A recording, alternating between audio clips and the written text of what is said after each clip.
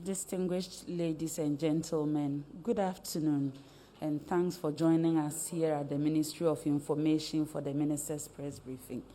This afternoon, we are here to talk about the major progress that has been made in the education sector. A lot of investment, a lot of social intervention, so many infrastructure, and as we start the year, it is important that the Honorable Minister himself gives us an update on what has been happening within the education sector so that the journalists present can also ask their questions and we'll go for responses from the Minister. This afternoon, we are privileged to receive a very powerful delegation from the Ministry of Education, led by the Honorable Minister himself, Dr. Osei Adutwum, who is also the Member of Parliament for Bosomtwe constituency in the Ashanti region. With him, we have some dignitaries. With your kind permission, I would like to go through the list and acknowledge all these distinguished individuals who have joined us this afternoon. We have the Chief Director of the Ministry, Mr. Divine Ayije. I hope I got the name right and I didn't butcher it. Acting Chief Director, if you are here, okay. And we have the Deputy Minister and my own big brother, Honorable Reverend John Ntimfojio with us. We also have the Executive Director for St. Louis, Nana Jemfi Ejabo. And we have the CEO of Ghana Library Authority, Mr. Hayford Siao, if you are here. We have the Director, TVET Service, Rejoice Dankwa. Okay. We have Director, Human Resource Management at the Ministry of Education, Mr. Abdul Razak Umar. We have the Deputy Get Fund Administrator, Mr. Joseph Dente, and the Deputy Director General for GTEC, Dr. Ahmed Jinapo. We also have the Deputy Director General, Management Services at GES, Mr. Anthony Boateng, and the Deputy Director General of NACA, Mr. Kweku Ofuri. We also have the Deputy Registrar General Services, NTC, Mr. Rexford Opoku. And we have the Deputy Registrar NTC, Mr. Lawrence Sapon, with us this afternoon. So thank you, ladies and gentlemen, for joining us. Without wasting my time, I would like to invite the Honorable Minister to make the substantive presentation, and in due course, we will acknowledge some other dignitaries who have joined us this afternoon. Thank you.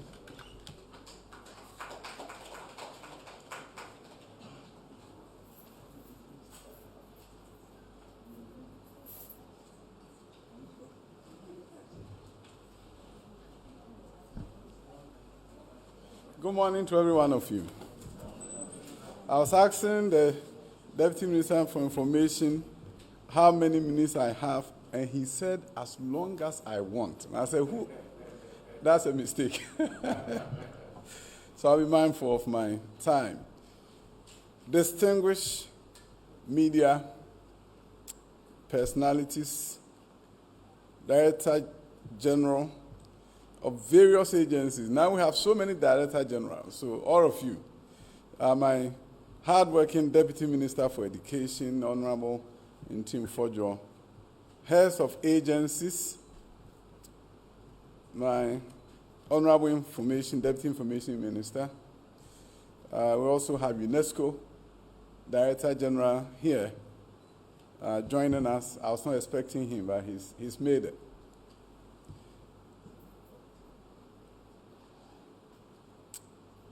Our guests who are here with us, and all our great men and women watching us from far and near. It's a great opportunity for me to give you an update on what the President has directed that we do at the Ministry of Education. In this fourth industrial revolution, we are all aware that if there's anything that can transform our fortunes, it is education. But it's not going to be just any education. It has to be purposeful. An education that produces young men and women who are assertive, disciplined, focused, have the requisite skills for the socio-economic transformation of this nation. And that is what we are doing at the Ministry of Education.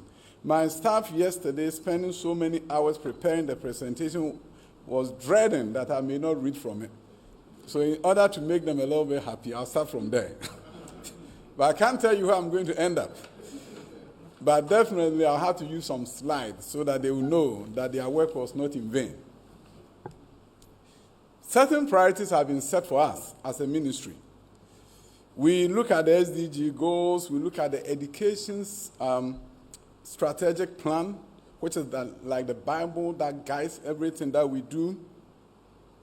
Then, of course, we have our party manifesto that drew from various sources and created for us a pathway or blueprint for education transformation. We also look at the National Medium-Term Development Plan and policy initiatives. And then we begin to take it from there, looking at how best we can create an education system that will respond to the 21st century needs of our dear nation. A number of times I get people who say, are we not doing too many things? And I say to them, the world is not waiting for us. In education, sometimes you have to do about 12 things at the same time in order for you to see results. It's not good enough for you to build classroom blocks and lecture halls. You also have to look at professional development, how you train the very people who are going to be in that facility, how you rearrange teaching and learning even within the facility, what kind of tools you give to the teachers and give to the students. All this may become policy initiatives that you embark upon. Intervention programs that you design so that when the students are not doing well, you know, and you support them. When a student walks into a junior high school and cannot read, do we just lament, or do we say to ourselves, because we know Akosua cannot read, Akosua is not going to take 9 courses at the junior high school, but rather we're going to give Akosua 1 reading and writing course in lieu of an elective course, so that Akosua can pick up and do well. If Akosua still cannot read and write, he hits the high school, do we just leave her hanging and make it sink or swim? Or do we say to ourselves, why do 10 courses in high school when this student cannot read and cannot write? Why do we leave this student to only gravitate towards memorization because he cannot read and write? He doesn't have his own grammar. But the grammar of the teacher who did knows for him. These are common sense approach to reform that you hear us talk about. They are nothing new, but other than the fact that we need to really, in our education system, bridge the gap and remove the bottlenecks and allow our nation to compete with the rest of the world. Ghana is blessed with great talent of young men and women, which, if we could work with them, can compete with anyone, anywhere in the world and excel. But we have work to do. Giant strides have been made, but it's not good enough. We can't compete with the rest of the world when the first time we get to know of student achievement or outcomes is 11 years after they enroll with us, and that has been the norm in this country for a long time. We have 2 years of KG, 6 years of primary, 3 years of junior high. You added up, that's 11 years, and it's at the end of the 11 years that we do first national exam. And whether they do well or not is too late for that particular student. In other nations around the world, they're able to assess their students along the line before they hit the 11 years or 14 years. So when we hear us talking about the national standardized test, it's to enable the country to know how well our students are doing and not wait till 11 years. So this year we did the first national standardized test. Close to 500,000 students participated in the exams. The results will be coming out soon to tell us how well our primary 4 students are doing. This academic year, we are going to assess primary 2 students, we'll assess primary 4 students, and we'll assess primary 6 students. The goal is for us to know how well the students are doing, then prescribe intervention the year after the exams is administered. The students who took the 4th grade exams this year, when the results come out, their parents are going to get copies of the results. It will break it down for the parent to know whether my child is doing well in fractions, algebra, decimals, and then that parent has something in his hand or her hand to be able to engage with the teacher and say, how can my son do well? How can my daughter do well? So the 5th year or 5th grade or 5th, the primary 5 become an intervention year. Then we test them again in primary 6 and say, did the intervention work or did not work? For the first time, we're going to have a set of data that will enable us to really prescribe intervention for our schools and begin to look at how we turn around our schools. It's not good enough for us to have a school system, an education system. It's not good enough for us to know that students are going to school. We have to ensure that they are producing outcomes. So when we see that 48 of our senior high schools, for many, many years, 48, many years, not just the last few years, they have a pass rate of less than 1%. For those 48 schools, if you happen to go there, you have a 1% chance, if you are lucky, of going to the university. That is unacceptable. And you're going to see me as the Minister for Education holding myself to account on those issues, and our charge GS also turned the corner on those issues. All those places that have been dark to you, and we were the ones who know, will be open up for everybody to see. If our ministry is not doing well, you will know. Because I believe the president wants to ensure that we have an education system that will meet the test of time. And it's not good when the students enrolled in a high school and have a 0% chance of moving on to the university. The good news is that we've embarked on an agenda that will transform these schools. Thanks to TTEL and MasterCard Foundation, a project has begun total reform of the schools to make sure that nobody walks into a school where they have a 0 chance or 1% chance of moving forward. So when we do this, it's not because we want to do more, but just the country cannot wait for transformation of our schools. Sticking to the script so that my people will be happy. Improving learning outcomes and human capital. I think I've alluded to some of them, and you're going to see them listed here. We are going to do analysis of the NST. Results will be used for targeted instruction. And you see, as part of the Gallup, Ghana Accountability for Learning Outcomes project, we are disbursing learning grants to schools, over 10,000 schools involved in it. All this is geared towards making sure we have schools that give us the requisite manpower and quality manpower so that we can transform our fortunes as a nation. I just want you to know that the President has directed that we bring about quality learning outcomes. And also full implementation of the curriculum. Our primary school curriculum, thank God this past week, negotiations were done, committee chaired by my hardworking Deputy Minister. And now we are going to move on very fast to make sure our core textbooks hit the classrooms for primary school. At the same time, junior high schools have begun the implementation of the common core curriculum. Learner materials for teachers are being distributed to all schools to ensure that they have 1 year content with them before we're able to get their textbooks together. I think you can see the information there.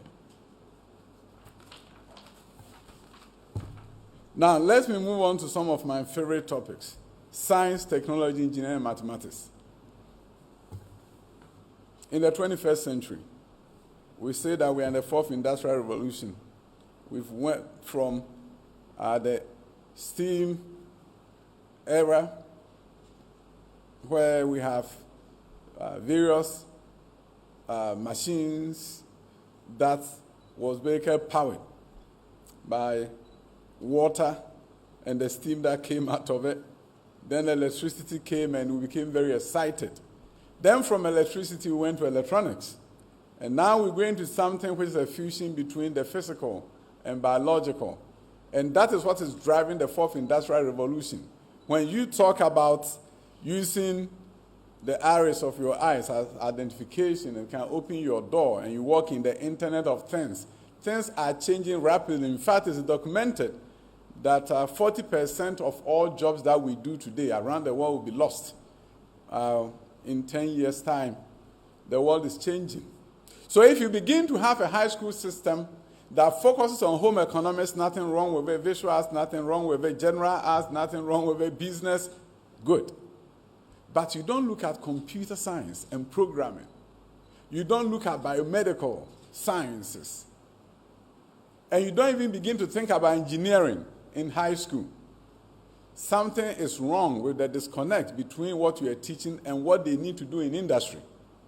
So when you hear us talking about STEM, we're talking about STEM in all its forms, whether it's biomedical, engineering, whether it's general engineering.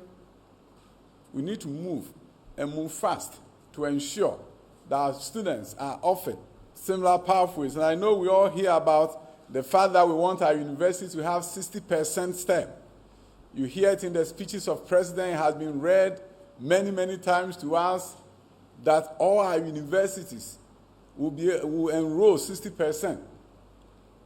Good. If only 12 to 15% of your high school students are doing science, how does 15% become 60%? When you have also said to yourself that if you did not do science in high school, you will never be an engineer.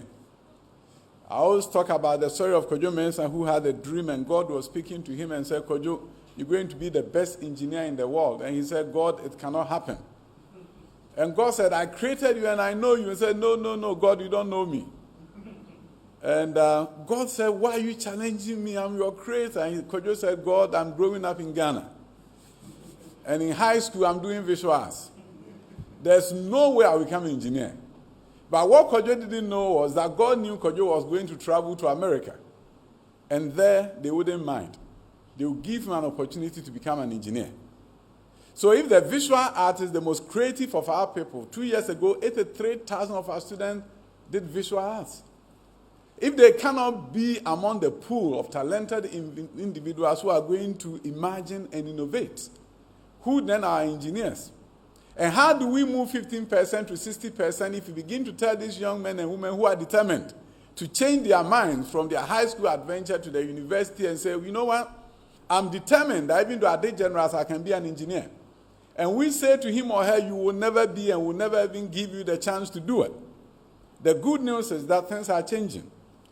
UMAT, together at Pentecost University, have offered to create an opportunity for pre-engineering for students who didn't do science to use 1 year intensive prep to get them ready for engineering. And I'm excited about it. Because it can be said that young men who are so gifted, my favorite people are visual students. When I go to any school, I want to see them. And sometimes I see through their faces frustration because they are being told that they are not smart. In the new Bloom's taxonomy, which is like the blueprint for teaching and learning, the highest level of learning is creation. Those who can use their minds and their hands to create, that is the highest level of learning. The lowest level of learning is comprehension and memorization. But in Ghana, we say they are the smarter because they could memorize the notes of the teacher. So this is the kind of education system we are talking about, that there is a need for transformation. There is a need for us to change some things so that we can get better outcomes.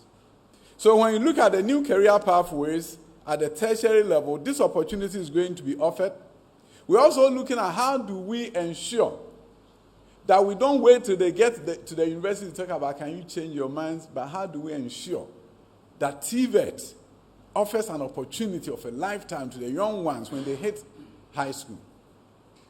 And by the time they get to high school, it might be too late. Because we as a nation have created a system that we call junior high. 1987 education reform dismantled what used to be a pathway, a bifurcated pathway, a dual pathway, where you could go through the middle school system and skip to secondary, or you can go from primary 6 and go to secondary. We created a monster.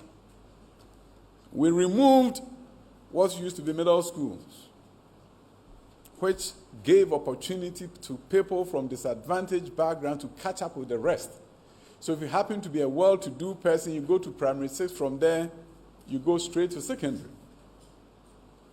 And then, if things are difficult for you and you don't come from that background, you have more time to catch up. And you go to middle school. You can skip middle school from 2, from 3, from 4. It ends, and then you can move on. In 1987, we said to ourselves, we no longer need 7 years of upper secondary.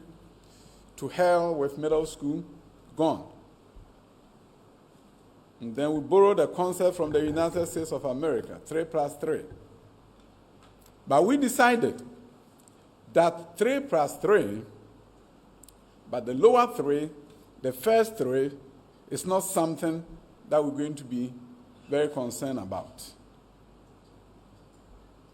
And that students will move from primary 6 to junior high school to high school. But the junior high school is going to be part of basic. So even though it's high school, we never operationalize it as high school. It's part of basic.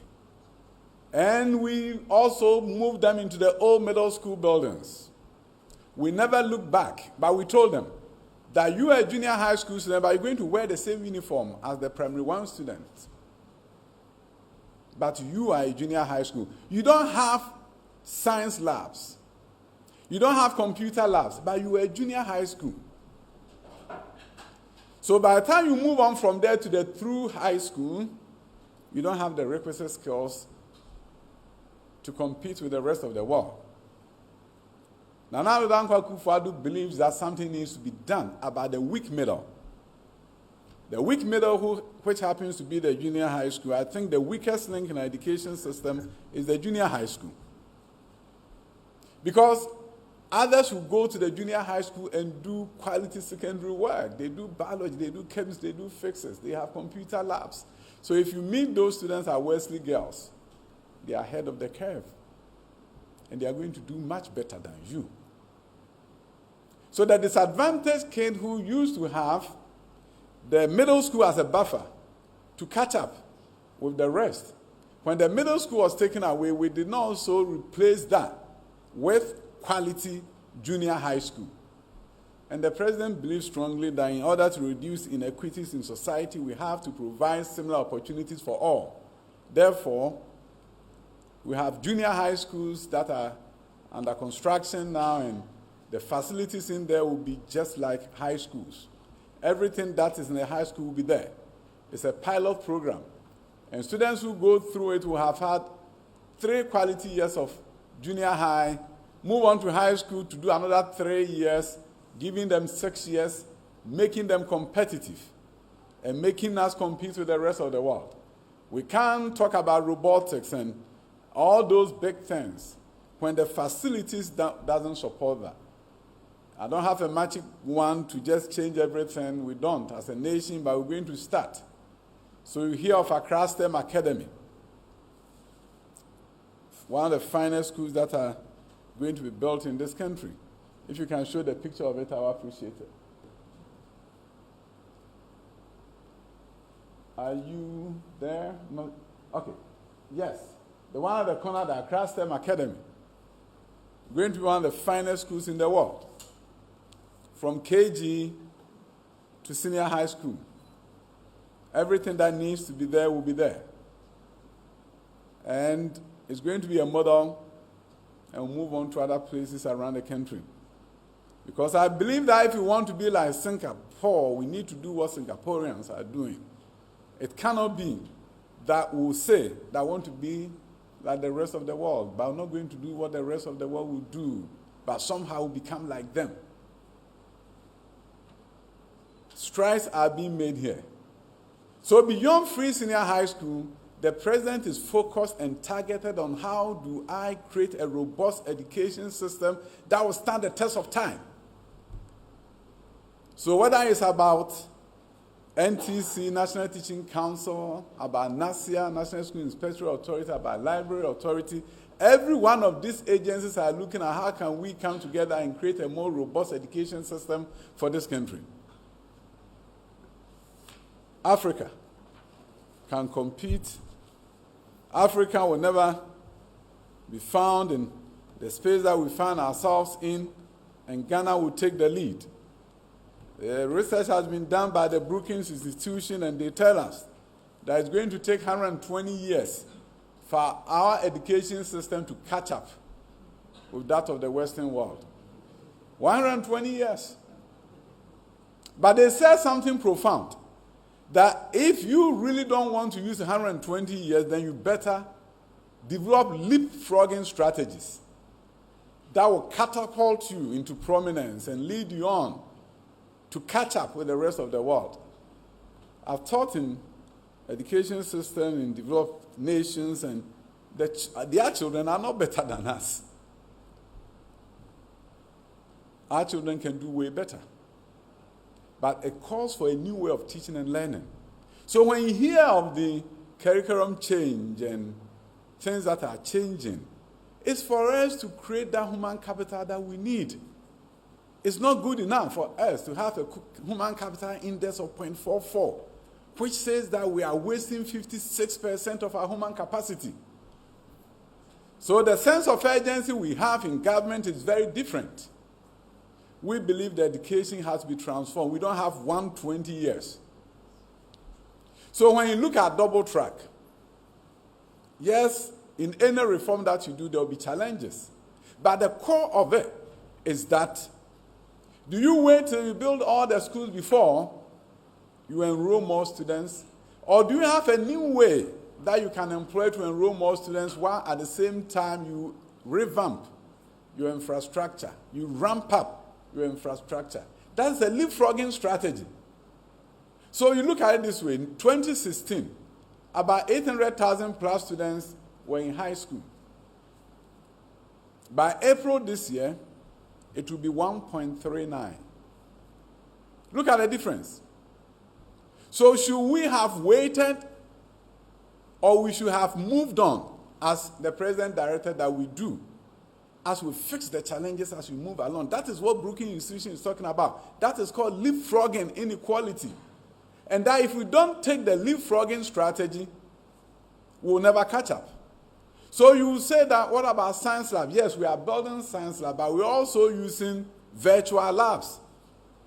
As I speak with you, one of the most progressive agencies at the Ministry of Education, SENDLOS, headed by Mr. Jemfi Jabo, is doing something very innovative. Together with Open University UK, they are developing lab activities, simulated lab activities. All you need is your laptop and a projector, and you do every experiment that you will be able to do in a wet lab. It's not like this way drink. All you need is one. Yeah, I'm not doing promo for them. So we are saying that a new school that has started out is not going to say that we cannot do science because we don't have a science lab. All you need is a projector and a laptop and all the lab activities that have been produced by SENDLOS, and you can do science just like anybody. You can dissect the floor virtually. You can do chemistry virtually. And the good news about doing chemistry that way is that if you make a mistake, the chemical doesn't blow up in your face. It will blow up on the computer will not even blow up. That is called leapfrogging inequality. We have to leapfrog. So there are certain things that underpin what you see at the Ministry of Education, the sense of urgency is about how do we catch up with the rest of the world? How do we create a more robust education system that will stand the test of time? How do we bridge performance gaps between the north and south of the country? If you're a minister for education and look at the achievement data of the northern regions plus OT and voter region and compare it to the south, you go to bed and you want to wake up early to look at what you can do about it. It's not good. That in some regions, only 3% of the students are pursuing science. In others, it's about 12 to 15%. Things have to change. So this is the sense of urgency that we come with. When we talk about junior high school transformation, when we talk about engaging our stakeholders in order to ensure that we can improve learning outcomes, it's all about making sure that we have an education system that stands the test of time. When we talk about introducing STEM education and constructing high schools focusing on STEM, it's about how do we make sure that our children have the skill set to operate in the 21st century as we talk about the fourth industrial revolution and what they need to do and need to know. So this year I'm excited that we're going to open 6 new schools focusing on STEM. The rest of the STEM schools will be opened in 2023. In the midst of all this, we're also going to operationalize 4 e-blocks. So for all those who say we've abandoned them, no, we've been opening it every year. But today I'm announcing it to the good people of Ghana, that if one government invests, another government will come and continue, because after all, it's the money of the people of Ghana. I've always been on record as saying that the e-blocks, where they were located in urban areas, was the best investment any government could make. You go to Dome Kwabinya, the e-block that was placed there is packed with students. We've added a 2-story block and it's full. GMPC has built a 6-classroom block, it's also full. Excellent location. But when I go to the e-block, located at Drobonso, 2 miles away from Drobonso town, no electricity, in the middle of the forest.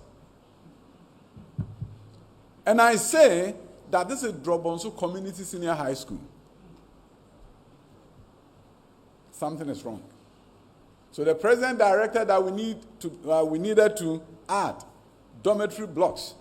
As I speak with you, I've been told that we are at about 95% completion, and we are pushing to get the girls' dormitory and boys' dormitory all completed so that we can open the school.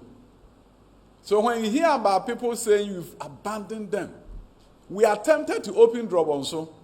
The 3 students that went there cried their hearts out. We had to go and evacuate them and take them to Chinubu Akudia. Saura Community Senior High School, beautiful school. But children are coming from villages walking, and those who can't walk back to their villages have to find a family member to stay with, all the challenges, especially for the girls. So the government once again said, why don't we put dormitory blocks? I'm happy to inform you that now we have a girls' dorm completed. The students will be in April 4th. And that will be a watershed moment for that school, because now it's a boarding school. So it's no longer going to be called community day school. Same is being done. We are doing same at a number of community senior high schools so that it could be operationalized well, so that the students will not have to go through the aggravation of having to find family members to stay with. So I want you to know that e-blocks have not been abandoned. And the interesting thing is when you have something, water for me? Okay, thank you. Thank you so much. When you have a situation where you want to build, but you don't budget for it, and then you say, when you are no longer there, then you say that, why have you not completed the buildings? And I'm asking, where is the money? There were 200 e-blocks that were going to be built. 124 was started, very good.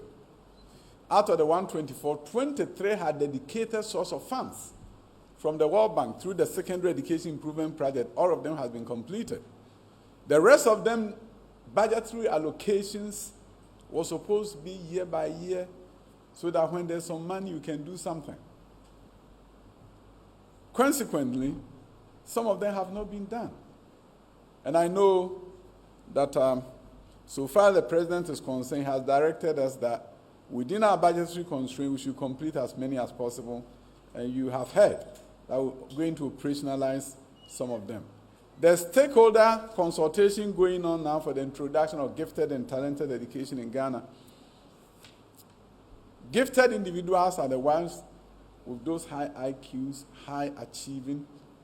Talented are the ones who have certain skill, natural born traits. They can sing, they can dance, they can draw, do so many things. In other countries, they focus on them and make sure they have their special classrooms or special schools.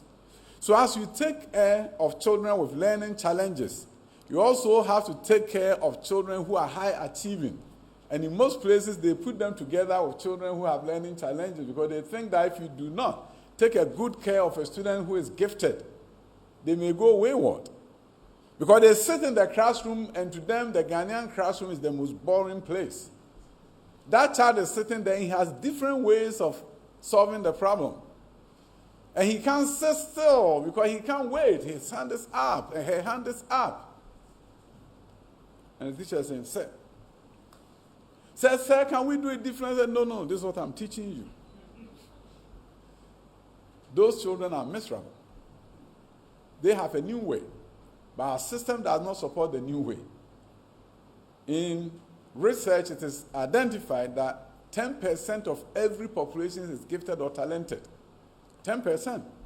So some countries have capitalized on that, Hong Kong, United States, South Korea, and say, hey, if this 10% have natural born traits and research is showing that they are talented or gifted, why don't we give them special attention so that they will be the ones that will innovate and develop our nation? And those countries that have done that have seen innovation going through the roof. These are talented, gifted individuals just sitting there and saying, can you help me? Can you allow my talent to come out so that I can help this nation? And because you are not doing this in the classroom, I'm stepping out, I'm going to do my solar-powered bike just from my head. So imagine if somebody was guiding him. That student would have developed something even more advanced than the solar-powered bike. That is where education should be. And stakeholder consultations are ongoing, consulting many people with great ideas in that space to ensure that we can come to a point that we have gate schools and we have gate programs in our schools. And children are being supported to bring about innovation. And that innovation will not be bottled up in them by sheer virtue of the fact that we don't know who they are and how they learn. So I'm super excited about that. And I can't wait to see Ghanaian students getting the opportunity at junior high school level engineering. Our way, helping us engineer our way out of challenges because the environment that we create for them will lend itself to that. So it brings great excitement to me that within existing resources, we can truly do more, as they say, with less. So some of the career pathways that these gifted and talented students will be given the opportunity to pursue together, and the ones that will be done in our STEM schools include environmental science, aeronautics and aerospace engineering, computer science, manufacturing, agri science, global studies, and creative arts. Creative arts is where a site in the school is currently under construction in Kumasi at Kwadaso, going to bring children with creative talents from across the country. You have to audition to get into the school. That school will be open in 2023. And when it happens, you're going to see Ghana's creative arts industry being given a boost, a great boost, because the young ones that are talented will find their space there, and industry individuals will get the opportunity to motivate them there and to guide them. We are creating our own Hollywood. And we believe that just as it is done around the world where talented individuals are nurtured to really bring out their talent, gifted and talented education, whether it's through the global creative arts, engineering, agri science, or environmental science, will give us an opportunity to nurture the great minds of our future. The Einsteins of Africa will be nurtured through these institutions. And in order for this to happen, we have to be meticulous in our approach. We need to make sure that we are creating an affiliation program for new schools. We need to affiliate high schools for the creative arts, for example, with other creative arts high schools around the world, so that they can exchange the ideas through the power of the internet, video conferencing, getting them to be able to interact with certain top actors across the world. But also have to begin to look at, in terms of science, for example, how we affiliate new schools with existing high-performing schools. I don't understand why Presec does so well, but when we open a school at Jati, my hometown, we don't affiliate it with Presec. Why don't we bring an assistant headmaster of Presec to be the headmaster of Abomusu, the new school that we're opening, so that the DNA of Presec will be seeded there? Why can't we give an offer that people can refuse and bring them as head of department from their schools to become assistant headmasters in new schools, bring the best practices from Opoku-Ari to Owarimai? We have the talent, but we are not managing it. And these are some of the things that I believe needs to be done in the Ghanaian education space. That we can use the resources that we have here and use it well to transform our education system and allow the education system to then transform our socioeconomic structures. That is the kind of nation we need to have. The education plays a critical role in socioeconomic transformation. It's documented around the world, and Ghana has to be one of those countries. You can't talk about transforming your fortunes if your gross tertiary enrollment ratio is so low. Countries where we've seen progress and transformation, they've improved their gross tertiary enrollment ratio. I want to make it as easy as possible for all of us to understand that if this room happens to be a town, and we count the number of people are here and there are 100, if we also ask this information town, how many of the people in this room are in some kind of tertiary education? How many of the people in this room are between the ages of 18 to 22?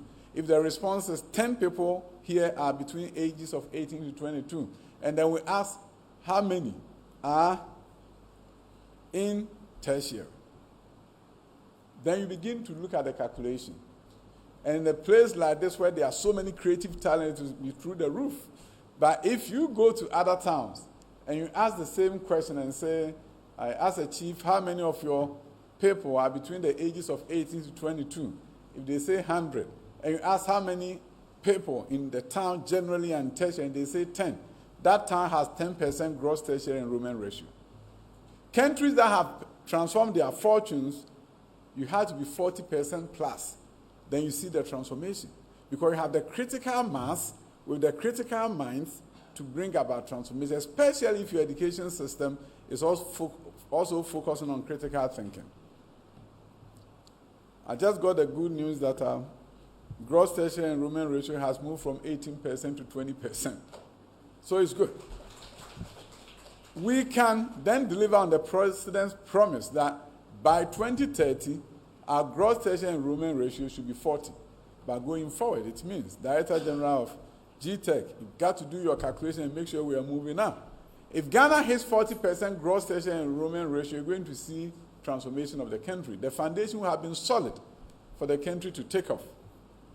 But we know we cannot do all these things if we don't look at our tertiary education space, if we don't look at how to provide logistics for our institutions, if we don't look at how to provide transportation, teaching and learning materials for our schools, how to train the human capital, how to train the staff so that they can deliver. That takes me to National Education Institute. We also have consulting with IEP and other institutions so that this nation will have a National Education Institute where we train our people in education from the headquarters of Ghana Education Service, headquarters of Ghana TV Service, Ministry of Education, all the talent that is there. We need to train them so that they can champion the education transformation agenda. It's difficult for me, easy for me to stand here and say we are transforming, but the very people who are working with you, if they don't understand what the transformation is about, if they don't understand what is gifted and talented education, if they don't understand what is STEM, how do they then lead in the transformation agenda? National Education Institute will offer that opportunity for our leadership to be trained and to be at the cutting edge of education innovation. So then we lead and produce the outcomes that is expected of us. New universities are going to be developed. In this current budget, we have 5 STEM universities approved, medium term for construction.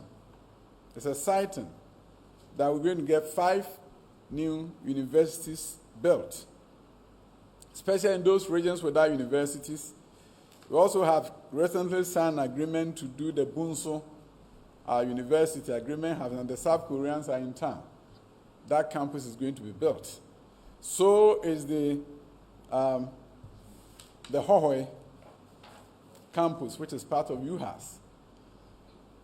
Then under this budget, we're also looking at 12 state-of-the-art technical and vocational training institutes funded for construction to begin.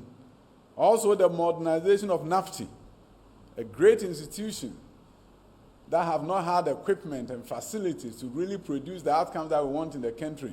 The president says NAFTI should be transformed. We also this year are going to build 10 out of 35 STEM high schools. 35 STEM high schools are approved under this budget for construction. It's like building PRESEC 35 times, replicating PRESEC 35 times across the length and breadth of this nation. 10 of them are going to be done this year. We are going to retool science laboratories in our senior high schools and upgrading our vocational training center under an Austrian grant. One of the things that I'm excited about is the construction of 21st century junior high schools in selected urban communities. $100 million allocated for that purpose. Also, the establishment of STEM-based senior high schools, 5 of them, supported by the Badia in Ofid, Saudi Arabia. All those countries have come together, and they are building 5 STEM schools, just like the one that we are building in Accra. They are also going to support ICT-based distance learning projects. We are on track to operationalizing the Open University Ghana. AIMS, African Institute of Mathematics, funding provided for the construction of their campus. We have also awarded contract for the building of a girls' STEM school at Pong Katamanso. It will be on the same land as the AIMS, African Institute of Mathematical Sciences. I'm excited about the fact that we have another girls' STEM school being opened. Together, we're going to have schools that focus on STEM, dedicated to the education of our girls. And it's for no reason, it's not for no reason that we are doing it. If you look at engineering, currently, only 15% of our engineering students are women. And we don't think that should be allowed to continue. If you look at the laurels that was brought home by Manfred, these girls, how they conquered the world, it tells you that if you give opportunity to women, they will excel. So the government is doing everything possible to ensure that this happens. I wanted to make my staff happy. I've been following the scripts. So let's look at some of the beautiful pictures. Pictures tell a story, more than maybe what I would say. And they say pictures don't lie. Abomosu, this is the campus. This is not the artistic rendering. This is not architectural rendering. This is where we are. They'll be working on the external works so that we can open Abomosu to first-year students in April. April 4th, when the first-year students return to school, we'll be able to open Abomosu. Beautiful school. You look at this. Makes me want to go back to high school. This is Pasempe. Beautiful campus. They are finishing up the streets.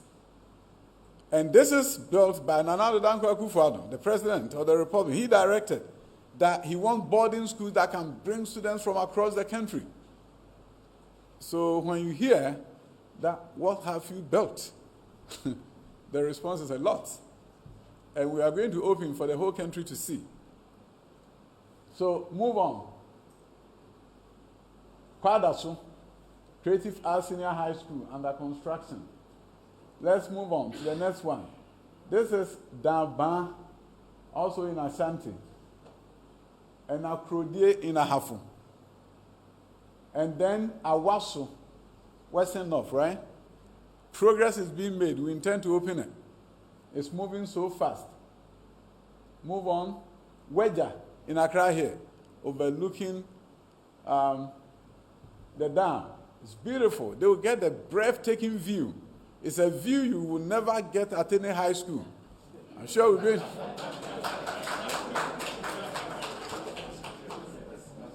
And I have told people that, you see, we need to put people on the bus, whoever we want to go and see. My friends, distinguished friends from the media, let's hop on the bus and go and see, so that we can tell the story. Because it's not about me, it's not about even the president, it's about the transformation of this country. I go to work very early and excited, 6:30, I'm at the office and I'm excited because we are changing this country. So when I hear people saying, what's he doing? I say, hey, what am I doing? We are working on. Because we have to work. I won't leave what I'm doing in America to come to Ghana and play around. We're doing some serious work there in Los Angeles. President came there, saw me and said, come to Ghana and help me change the education system. Let my schools, over 200 workers there, to come. And I'm coming here to play around. I'm coming here to mess up the education system. If I can improve American education system, I will help uplift my nation's education system any single day.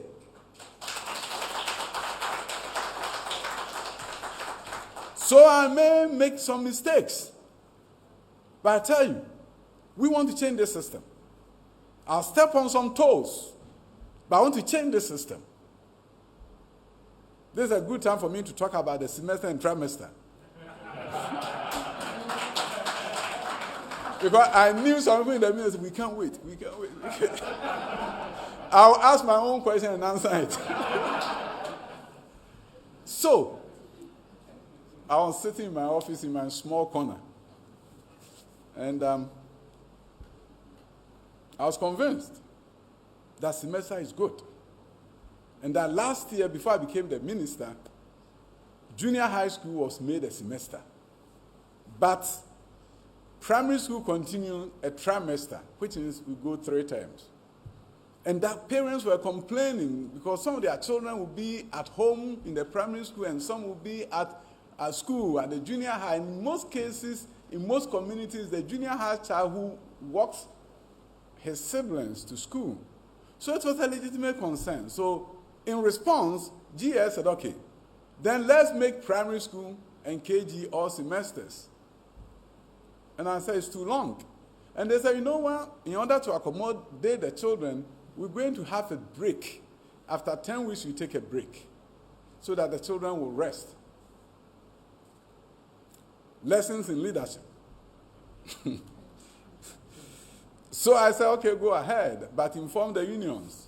They came to report to me that consultation had been made with the unions and that the unions agree. And I said, I won't doubt you. Go ahead. Roll out the calendar. Boy, I was wrong. The calendar was rolled out and people were up in arms.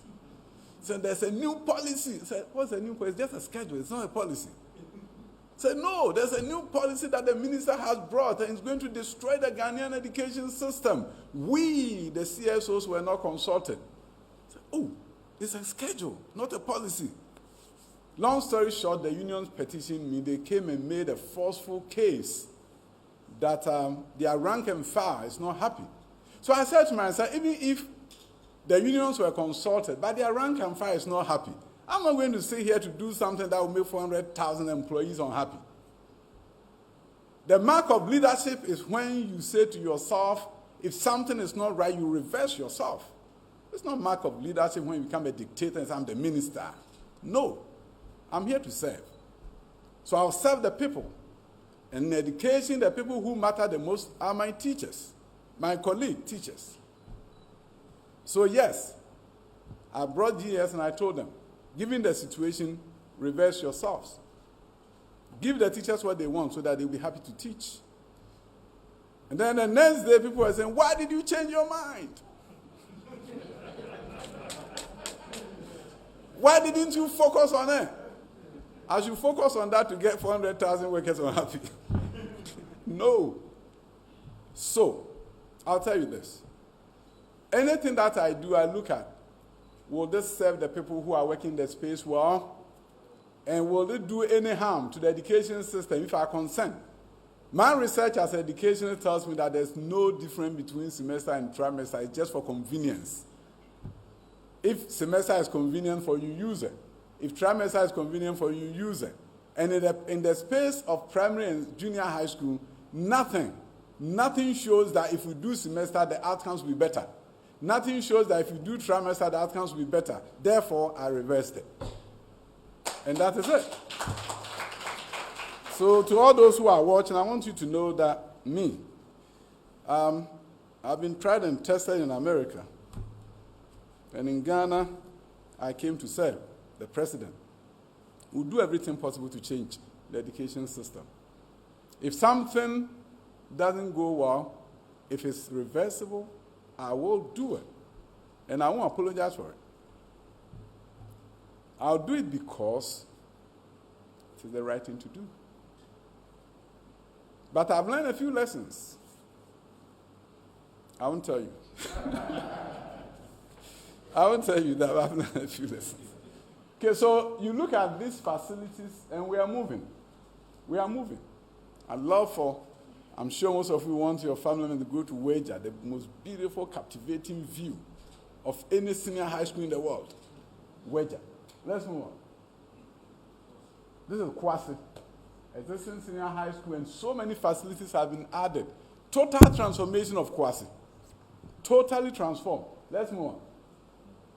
Awaso, or Diaso, it's also beautiful, breathtaking views. Move on. This sounds familiar, Bosumche. This is not as big as Awaso, but it's cute. Very well put together. External features is good. We've got a smaller version of the big ones, but we'll live with it and get our girls to enjoy the environment. And this building that you see here is now the new junior high school building. So this is what you're going to see. Like just so at Chamba, everywhere that we are building junior high schools, this is what you're going to see. You go inside, there's a large compound in the middle. It had 3 science labs, biology, chemistry, and physics. Not bad for junior high school. And that is what you're going to see.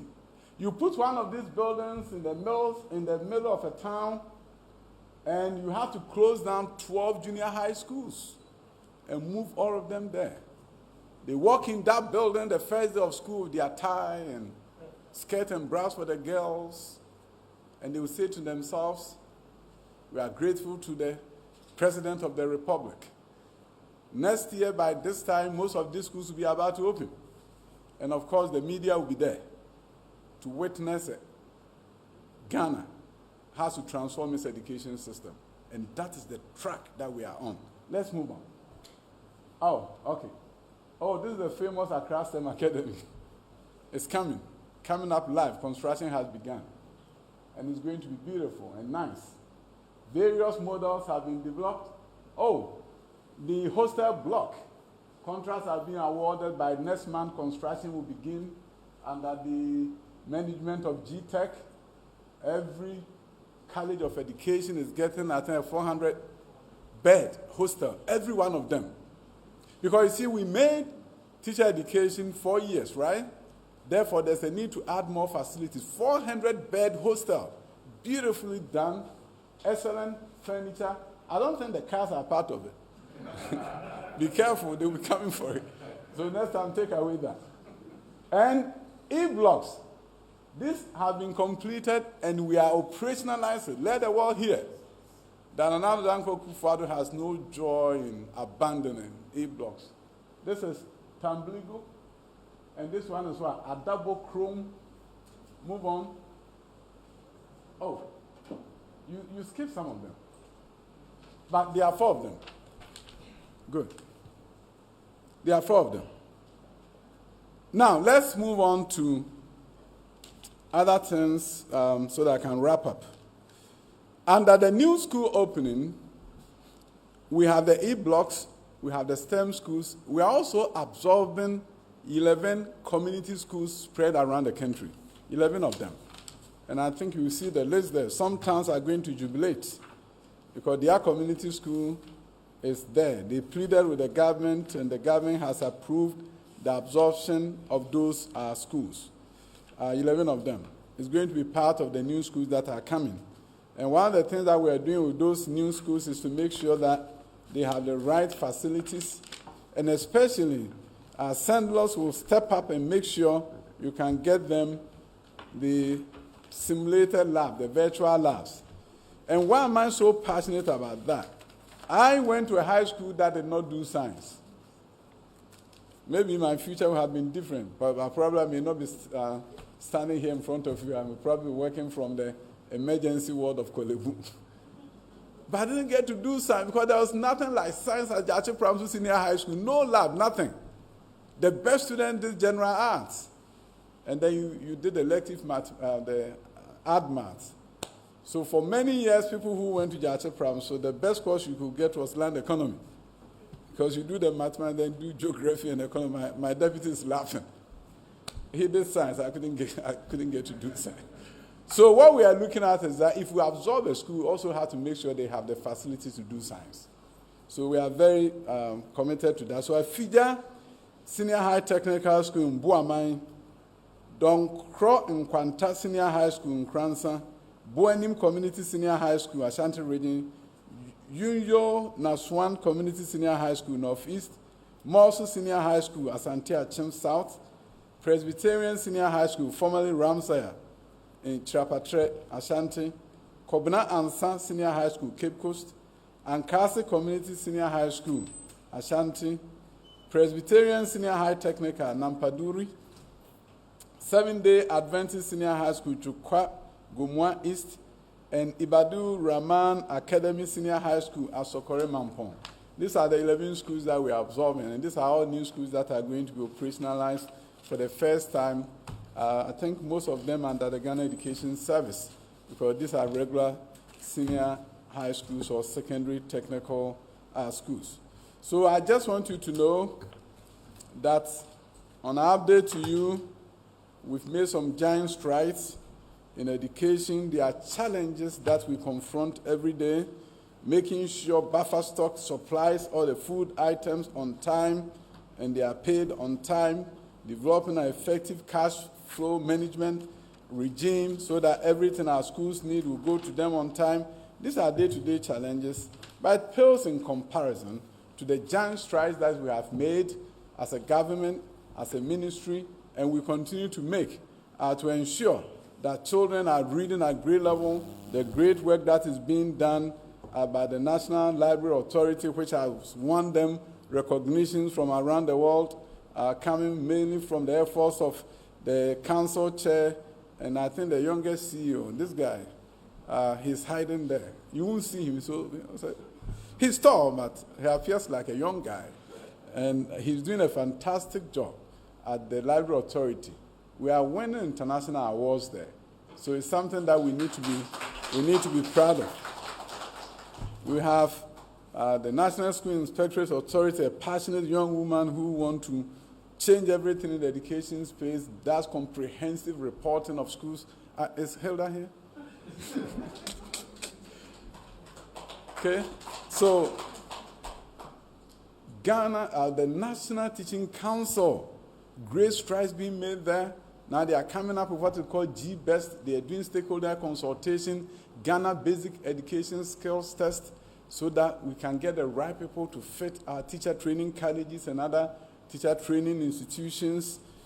Every agency at the ministry is distinguishing itself, and we all understand that it's not about their agency success. It's about the collective success. It's about all of us coming together and empowered by the chief director and his associates to make sure we can really create a robust education system.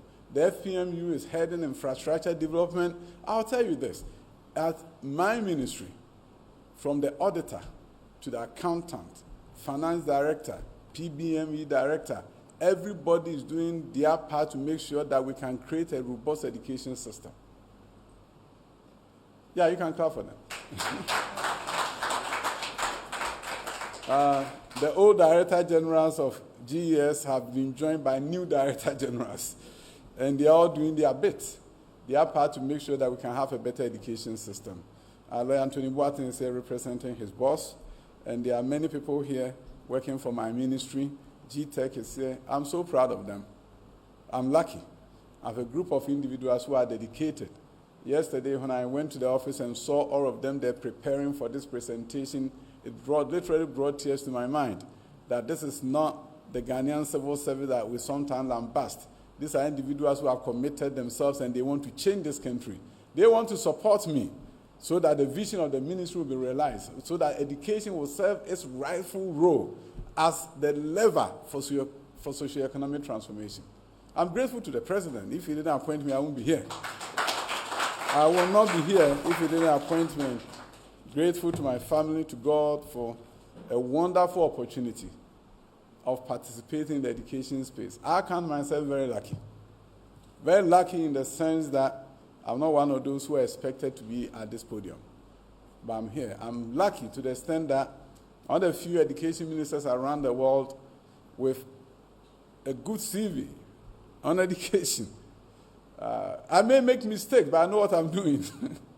I may make mistakes because I've been trained as classroom teacher, principal, CEO, deputy minister, and now minister. I'm going to work with you. My doors are open. I even say my windows are open. You can come to me anytime. I don't worry about criticism because you may be making my job better by telling me something that I may not know or may have forgotten. Deputy Minister for Information, you gave me all the time, and I'll tell you I'm grateful. I'm done.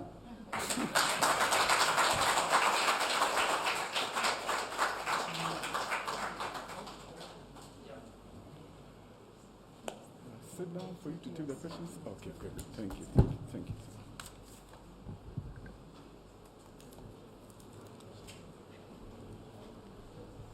Another round of applause for the brilliant and insightful presentation.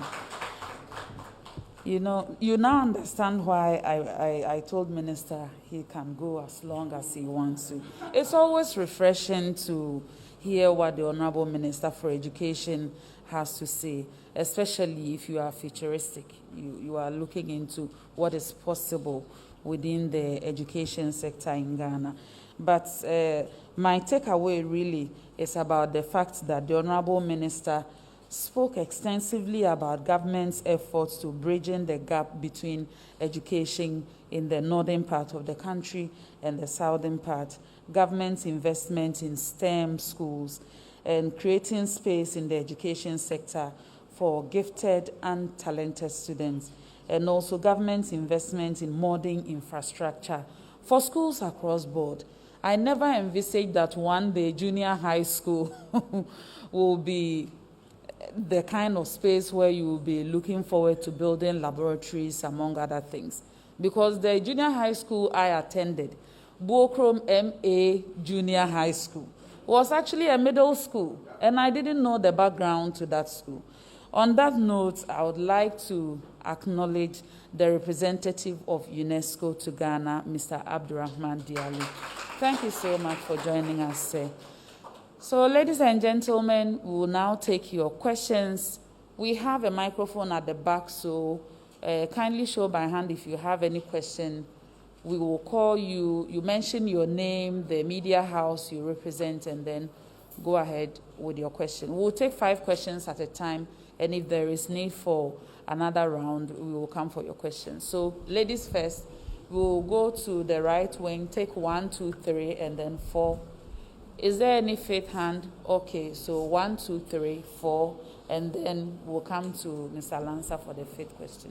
Okay, so, thank you very much for the opportunity. And I want to say this is a very detailed presentation of what's going on in the education ministry. I want to ask, I think that your presentation... Please, your name and media Esther, house. Metro Esther. TV. Okay. Your presentation was quite When I say student-centered, to me, I want to know, there are a lot of concerns from teachers, from teacher unions, from one teacher, one laptop, to a lot of concerns from teachers, salaries, arrears, and all of that. With all these plans, that are beautiful plans, I must say, that the government has, what about the teachers who are going to push this agenda? What is the ministry doing about it? And my second question is on the Boko situation. So because of the security situation in Boko, a lot of teachers are asking for reposting. Some are leaving the municipality. What is GES doing about it? Thank you. Thank you for the question. So we'll go to Paul for the second question. Thank you very much, Deputy Minister of Information and Minister of Education. My name is Paul Nyojo Dalafo. I report for Daily Statesman.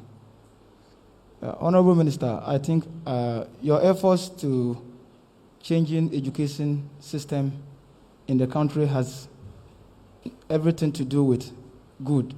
But that having said, there are still a lot we need to do. And why do I say so? I say so because looking at what is going on in the rural areas, it is nothing to write home about.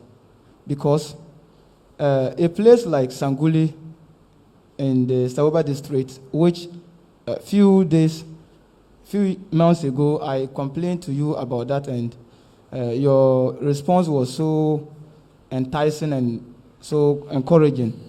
And you directed that something should be done about that. I went for the Christmas, and it was like the whole place has deteriorated further. I want to know whether the authorities that you had given the directive had reported to you anything concerning that. Thank you very much. Okay, so we'll take the third question from the back, and then we'll take two. Thank you very much. My name is Cliff Ekufu. I write for the Ghanaian Times.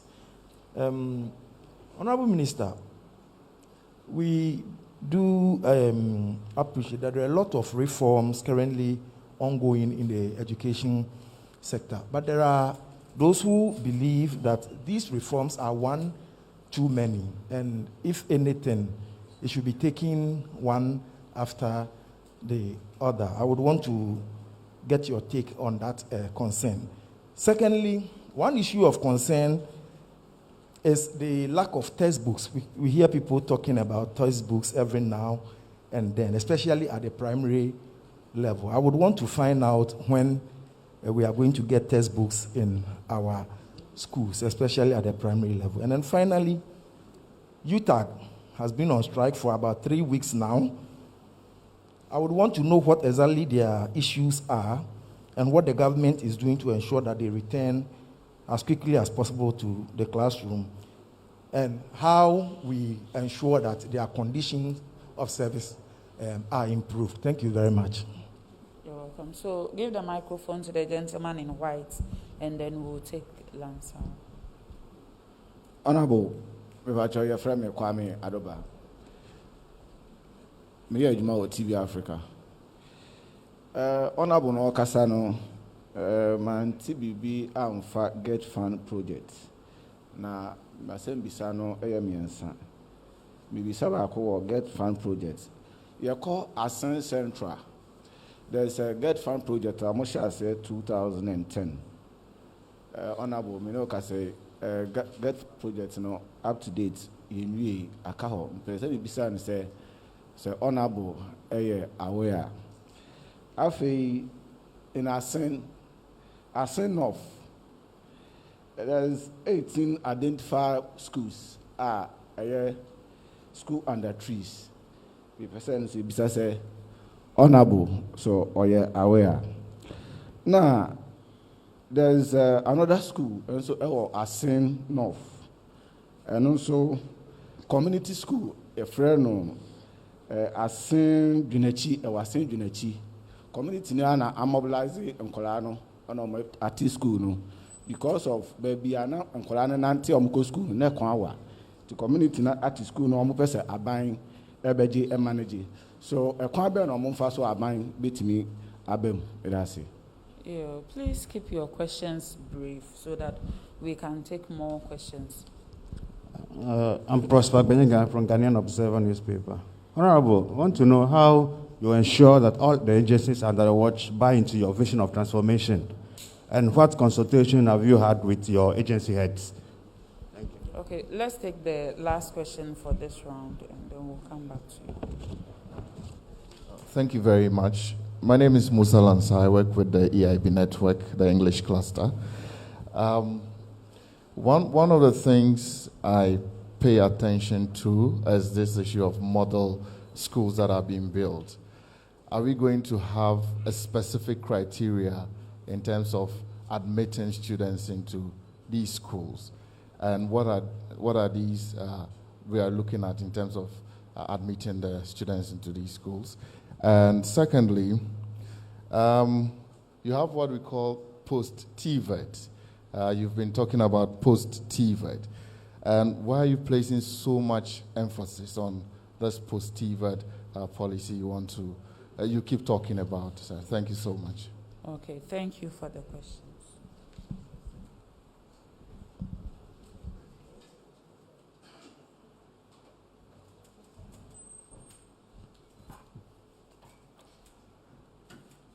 Medical Katrina. Asen Central, Asen North, me deputy free Asen. And to the answer, yes, what chef for Nakotonko. When you want some, and to require a very special briefing on Asen. Sabeya, the old Modena, and Nema Air Coso, who be a say a die woha, get fund for Atune Jemu, near M Cosio, who be ano. I hear Kakrana Yenya Asen strategic plan. If it's a report and with him, papa. I mean, I once met me in Safro near Natrans near Hunyama Coso. I'm a person, Ibishia Habi, Nuna, and Yama boss, so maybe be a Timmy, I home, Ejuma. Baby or Honoma, a dano, Musino Jaha, Nurse Upper contractor for fro. Now, ma, or yet contract Nana Jumano. Into Bibia, Babia, or Adia, a huntia, Ibia, Amada, and Akaho. Into Mestro, said the matriculture, Nemanina. I also community school be on person buying some omo. There's a say near share one jump and say, and Sunny dear and Saquaco cano near Huaca na a danya is CSU answer. If it's one here, community school, no more in your debimu, abandon Sacoca and in Shiato, in your Danabu, Nako school under trees. And your boy home said, baby, school no one a baby as a CSU school, dear. You were home modern said the damage one sana, yet the answer can say school way, a buying school. And to me, a send reporter, I know we didn't come on. Now move from 3 and move on to number 5. There was a question about agency heads. Agency heads, no, at the Papa woman say, Umina be brave, and Raffle from the Ejuma, and ran on the Ejuma, no, so. Gina be a Nina, be a Gina, and she say, and to be war NASIA, National School Inspectorate Authority, and Raffle Friday, a man or the age man, and no necessary museum. And to know, then said NASIA for because a minister in support too. She said, Emran or the age man, and no Anna a day and she for from Sweden, Eba. And the emergency has the Mojides woman in our time. The work that they are doing tells me they support me, but I can't open their heads and see whether they support me or not. But at least I can say, unequivocally, that they support me because of the work and the outcomes that they are producing. If you look at CTVET, Commission for TVET, now they are the regulatory agency. The new law is what they are using. So when the president decided that all TVET schools should come to the Ministry of Education, it's CTVET that is leading that prior to the formation of the TVET service. So it's difficult for me to doubt that Fred is not supporting me. The work that he's doing now is based on the Act, and it's the Act that I'm following up based on the directive of the president that 139 TVET schools are now at the Ministry of Education. And by the way, they are all going to enjoy the free senior high school. Any school student that goes to any one of the 139 TVET schools will not have to pay any fees. They are part of the free senior high school. So I know that they are supporting me. And then I move on to, there was something about agency heads. I think that's what I saw. Did you ask any other thing? Agency heads. And then we'll move on to 3. Oh, the reforms are one too many. I think I knew you were going to ask it. That's why at the beginning I said that in education you have to do about 10 things at the same time in order for you to see better outcomes. If you only embark on infrastructure development and build the V blocks as Nana Danko Kufuor has done, his buildings are V-shaped, the classroom blocks, or build E blocks. If you don't train teachers, you are in trouble. So invariably, the reforms you've seen in this country is that we take one thing and focus on it and say, hey, we are doing this, targeted instruction. Meanwhile, the classroom that we are targeting the instruction in is falling apart. So you see, you go and train the teachers and say that the students should be working in groups. I've been told to speak into the mic. My teacher thing comes out. So you said they should work in groups and they should move the chairs around and sit together. The teacher will get the training, but he goes and there are no chairs. So you have to look at furniture, you have to look at the buildings, you have to look at the textbooks, you have to look at teacher training, you have to look at parent engagement so that the parent will invest themselves in the education of their children. You have to look at headmaster training because the teachers will go to training, but the headmaster have no idea what to do. You are in trouble. So even within this example that I've given to you, I've mentioned almost about 8 things.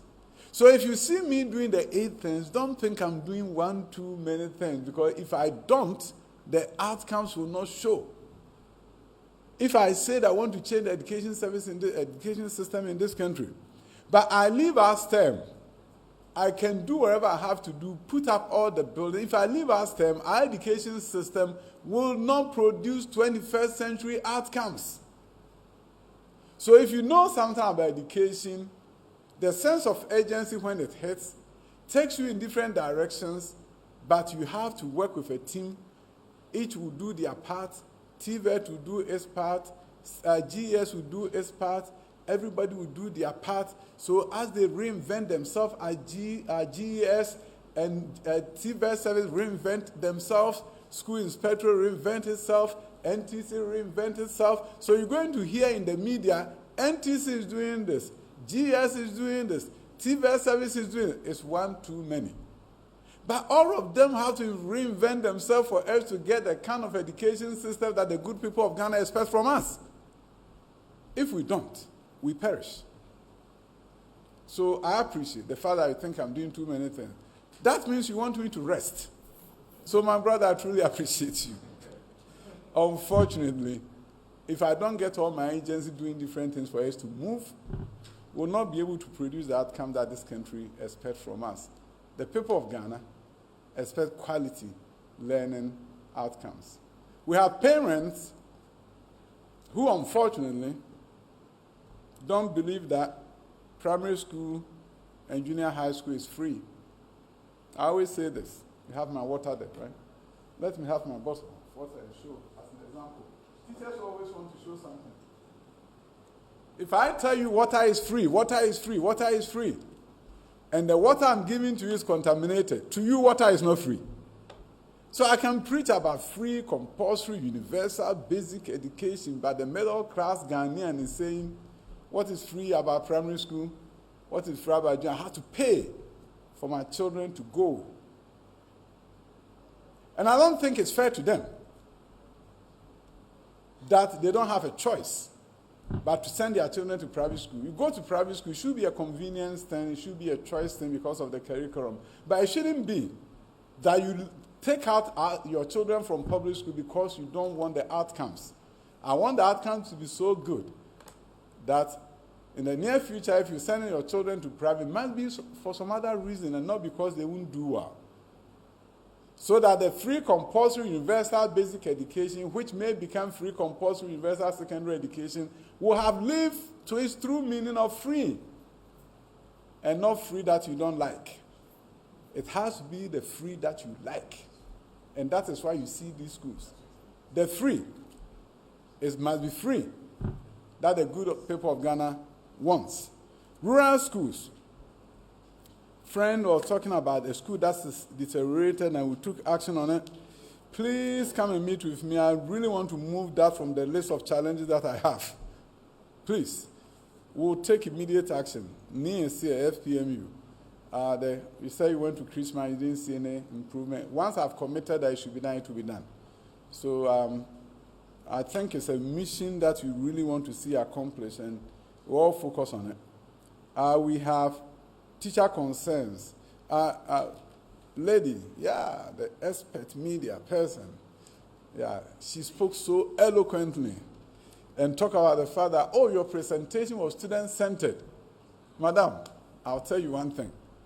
Maybe I didn't bring out the teacher-centeredness. In all those new schools, do you know something that is going to happen? The teacher walks into her class or his class at the high school, and that is her space.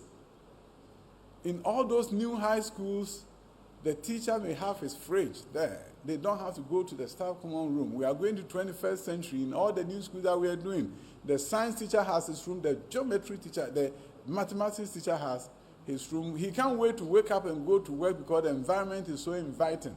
We are going to stay away and move away in these new schools from the schools that we find today. You walk into the classroom and students have written on the wall, Atuli paper was here, 2013. Atuli paper was here. It tells you that since 2013, that room has never been painted. And you say, Johnny Walsh was here, 2017. Yes. And it will be all over the place. That will be a thing of the past. We begin from the new schools. Atuli paper will not be there. But Ms. Jones will be there because Ms. Jones' name will be there. Ms. Jones' picture will be there. Ms. Jones' family picture will be there. If it's a history class, the pictures of presidents will be there. The classroom environment was so inviting that the teacher cannot wait to go to work the next day.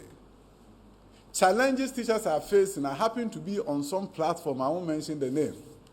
I don't know who added me to the platform, but I've been quiet so that they won't find out that I was there. And I've been listening in the conversation that they will lambast me, and I'm still quiet. I'm still quiet. Then one day, about a week ago, I went on the platform and people were agitated. And I look at the agitation, and I even forwarded to the DDG of Ghana Education Service. They were telling themselves that, those of us who don't have to sit for the exams for us to be promoted, the circle supervisors and the district directors have done our evaluation and we've been waiting for 4 years, promotion has not come.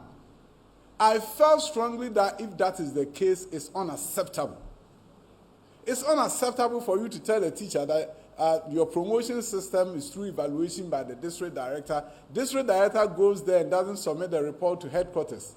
For 4 years, those teachers have not seen promotion, and it's unacceptable. Teachers don't need that aggravation. That is why I said at the beginning of my term as the minister that there will be employee welfare desk. Fortunately, I have somebody who is going to fill that position. That person will take these complaints and work with GS or TVS service to solve them. We need to remove those bottlenecks so that teachers will be excited about their work.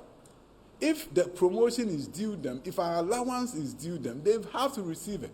Because one of the things I don't understand is that if you don't pay, the person is aggrieved, doesn't give you his or her best, then after 2 years you are paying, but the person didn't deliver 100% for you. So it's in our interest to make sure that we resolve these complaints. So we'll be working closely with the agencies who deal directly with teachers to make sure that their challenges are resolved so that they can then teach the students and go to the classroom excited to be there and not see their leaders are not giving them what is due them. So teacher welfare is something that maybe because I taught too, I'm concerned about teachers. Teaching is a difficult job. You take work home to grade or you carry the burden of the students home. And people who do that kind of work are dedicated individuals. And we need to do everything possible to make sure we understand them. And we are concerned about them. And we give them what is due them so that they will continue to serve us. and create the new minds and the great minds that we need for a transformation of this dear nation of ours called Ghana. Thank you.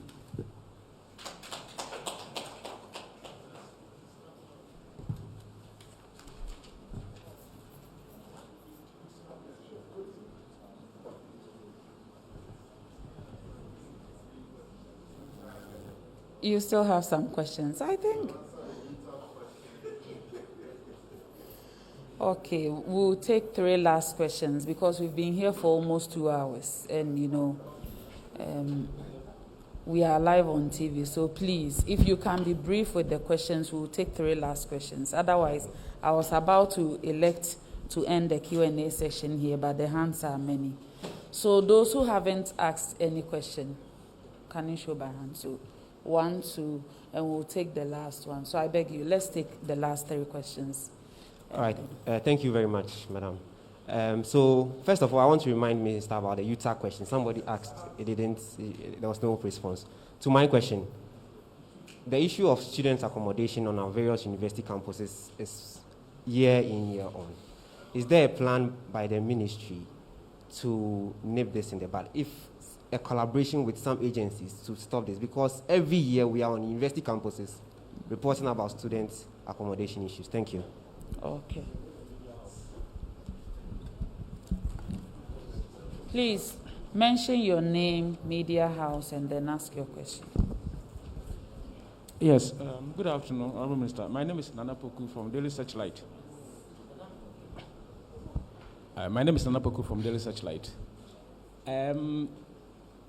The reforms you are backing on, that means that there's going to be a new curricular development, a new textbooks and things like that. How far have you with that program? Because I think it came up that Macmillan was putting some textbooks and some people were not happy. I don't know, you have had stakeholder engagement with the other stakeholders to come out a new curricula and new textbook for the program or the programs.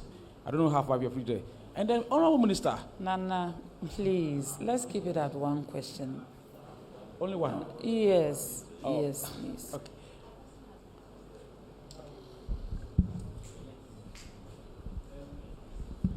Thank you very much. My name is Alex Boy. I write for the New Crusading Guide paper. The Honorable Minister, we've noticed that children of the Nursery Department of Abnampo Presby School within the Sumu municipality of the Eastern Region carries their own chairs to class. But genius look unconcerned after several appeals from our end. And I want to find out if you have any special plans for the children over there. Thank you. So the last one. Thank you. My name is Kojo Adams from Ghana News Agency. Honorable, you mentioned that 6 new STEM schools will be opened this year. I want you to be specific and give us the area. Okay. Oh, awesome. Yeah. Okay, so we'll go to the Honorable Minister for his final comments.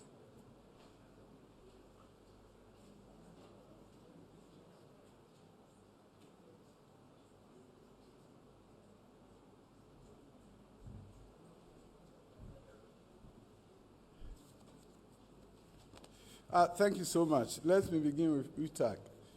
Yes, we know that, unfortunately, university lecturers are on strike, but we continue to engage them as to how best we can get them back. As a Minister for Education, I've said I'm the chief advocate for teachers and professors. And when we find ourselves in this space, I do everything possible, formally and informally, front door and back door, to make sure that we come to some resolution. As we did the last time, so it will happen this time around. So we continue to engage them to make sure that we can bring a resolution to this problem. Our textbooks, I think I've said here that negotiations are done. I'm told that contracts will be awarded after PPA approval. It's difficult for me to give you the dates, not because it's difficult, but I know you fact-check me. So what I'm going to do is that when I go to the office, I will talk to procurement and we'll put out the date after they advise me that given the fact that they finished negotiations, it's going to take this days or weeks for the books to come out. Then we move on to selection criteria for students in STEM schools. As soon as the schools become gifted and talented schools, then the selection is based on one's ability in terms of aptitude test. But until we get there, it will be based on your desire to attend the school. So let's then move on to Nana was talking about the curricula that is being done. We've started stakeholder consultation on that. Schools like Chelsea University, a number of universities that are doing STEM, they've come together, and actually NACA is leading the effort. They've put together a team to look at high school curricula generally and also specifically the STEM curriculum. So they are doing that. I know in Ghana, you have to be careful with stakeholder consultation because in education space, I thought it would be teachers and parents, generally, the unions, everybody is there. But in Ghana, you also have to make sure CSOs are consulted. So I'll make sure I consult the CSOs. Otherwise, I'll be accused and lambasted and said, why didn't you consult me? I'm a CSO. CSOs will consult you too, because we know you are important stakeholders in the Ghanaian education space. TVET, post-secondary TVET. So it's not post-TVET, but post-secondary TVET. You understand that in this country there used to be polytechnics and then became technical universities. And now that we are making TVET for so many students, after the secondary TVET may want to go to do some advanced work. It can be a certificate program, it can be a diploma program. But if we do not increase the number of post-secondary TVET institutions, it will be very difficult for us to accommodate the increasing numbers. So we have funding to do 8 of them. Government has secured funding to do 8 post-secondary TVET institutions where you can go and do a certificate in fashion design, certificate in computer repairs, a diploma, a 2-year diploma or 3-year diploma in any other field that you desire, jewelry making and other things. So these are new schools that are going to be built, and it will complement the technical universities. But I want to underscore the fact that this is not a place where you're going to do master's degrees. This will be hands-on, minds-on training that will put people to work. And if you work and you want to move on to go to university, that is fine with us. But the preparation is not for somebody who is going to earn a master's degree. That the technical universities can do. But we want a new kind of education system, the TVET space where it's about industry certification, what you can do and what you are certified to do, and not a diploma for you to move on to do a master's degree or something of that sort.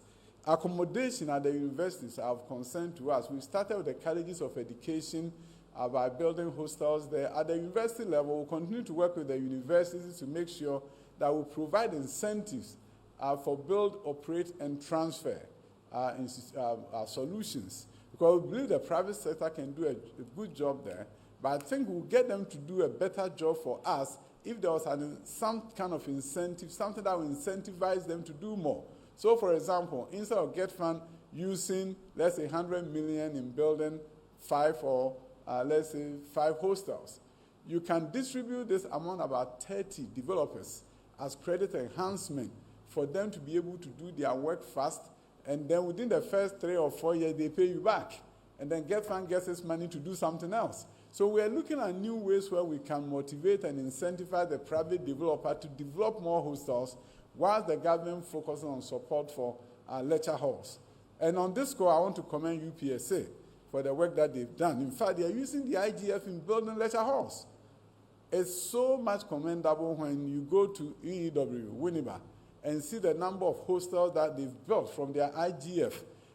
Tech has done similar things. That's my alma mater. They will kill me if I don't mention their name. But the bottom line is a number of universities have been innovative, and we need to incentivize them, support them, so that we'll put to rest this issue of students going to campuses and struggling to get accommodation. I'm sponsoring a number of students, as some of you know, so I understand issues in that space. I now have 97 engineers and medical doctors from my constituency that I'm fully paying for, and how to find them spaces to live. So I understand the concerns of parents when it comes to issues about accommodation. And we're going to continue to work with the universities to make sure that this aggravation become a thing of the past. I'm so grateful. I think I'm done. I'm so grateful. I think I've answered all the questions. Amedamwase, say mobile. Na mobile chi amejumedi IFFF mempenimfo amen mobile amedamwase.